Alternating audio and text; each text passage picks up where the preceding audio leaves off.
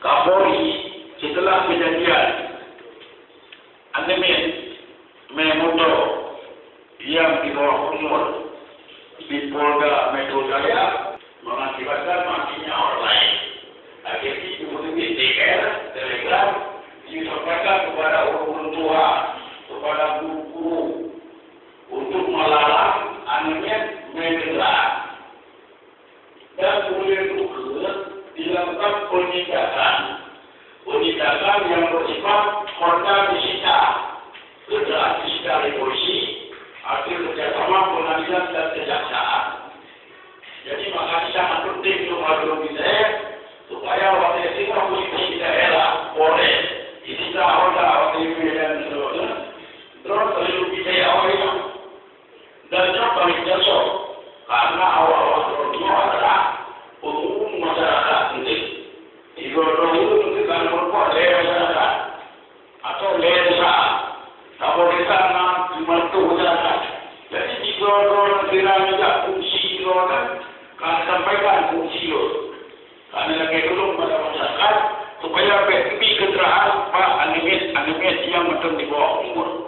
Ya, karena makalah persyaratan pengemudi adalah harus memiliki SIM. Ya. Persyaratan memiliki SIM harus berumur 17 tahun. Berarti hanya mungkin Anemen penuh bisa mendapatkan SIM. Karena kalau berumur 17 tahun. Berarti dengan anak SIM, berarti dilarang mengemudi. Nah, jadi pesannya untuk menyampaikan kepada masyarakat, Pak sempat awal terbentukan. Sambil menjalankan fungsi PPI-nya, dulu disampaikan supaya maklum menyeluruh bersama ini ada alat transportasi rumah tangga yang tak jelas. Dia harus ikut sidang, ikut dengan kebutuhan. Kalau ada yang belum, tapi benar. Nah, jadi tolong ke awal dulu membantu masyarakat. Karena kita bantu kan. Lo tugas misi kemanusiaan. Ya, bukan lu kepala pendidikan masyarakat, misi kemanusiaan. Orang dengan menjalankan misi kemanusiaan ini dalam arti dalam menciptakan kesejahteraan masyarakat desa-desa, terutama desa-desa yang tertinggal. Awal orang yang bicara untuk untuk yang kamu masih cukup cepat pertemuan saja untuk logistik besar. Ya, yang kedua untuk produk sendiri. Untuk produk sendirinya cukup boleh. Negara kita urusannya wajib kata berapa banyak, kata berapa besar. Rata-rata lampu merah bersifat. Padahal yang buka waktu dia sekala korban kecelakaan lalu lintas cukup parah, cacat kemudian. Rata-rata yang lampu merah. Karena apa? Lampu merahnya masih yang hijau. Kuningnya hijau kalau sudah benar. Di main dengan tajam. Sejak yang bilang pertama merubah bagaimana. Yang sering terjadi.